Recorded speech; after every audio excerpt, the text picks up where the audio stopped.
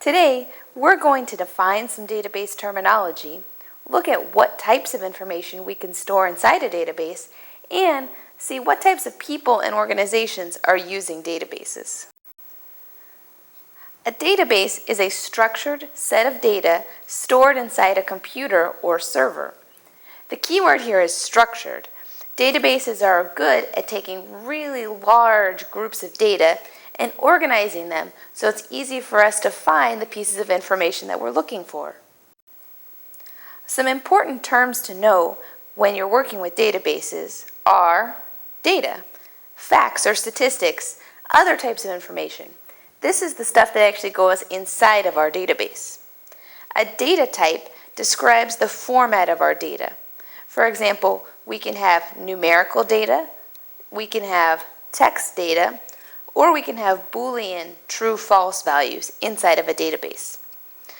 A field or category stores one piece of data. A field is contained within a single cell. For example, we might have a field like population, which contains the population of a city or a country. Sort is a function that we can use on our database. It arranges the data in a particular sequence or order, for example, from A to Z or from biggest to smallest. Filter is another function that we can use on our database. When we filter data, we make only some of the data visible. For example, if we're looking at a set of countries, we can filter out all of the countries that export oil if we want to focus on those particular countries. Here you'll see an example of a database that was created in Google Sheets. In the middle here, you'll see all of our data stored in different cells. Some of the data is numerical data, like the population, while other pieces of data are textual information, like the continents or the names of the countries.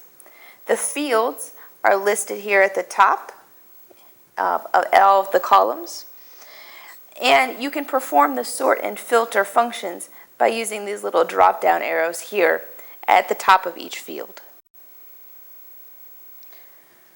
We've talked about storing geographical data inside of a database, but they can be used for much more than just that. What other types of information do you think we could store in a database? Some examples include inventory data that might be kept by a business, or personal information about different people visiting a website, such as things that might be collected by search engines like Google, Yahoo, or Bing. Almost everybody is using databases nowadays. For example, your doctor might use a database to store the medical records of all of his patients. Different social media sites like Facebook, Pinterest, Instagram, or Twitter use databases to keep track of all of their users. Their databases might include things like usernames, passwords, birthdays, and other information that you share with them. Online retailers, such as eBay or Amazon, use databases to keep track of their inventory, what goods they've sold, and who they've sold them to. These are just a few examples of people and organizations that use databases. Can you think of who else might use databases? So to wrap up, databases are structures to organize our data. We can create any kind of field to store different data types, including text, numbers, and true-false values. And there are people using databases all around us for all kinds of different purposes.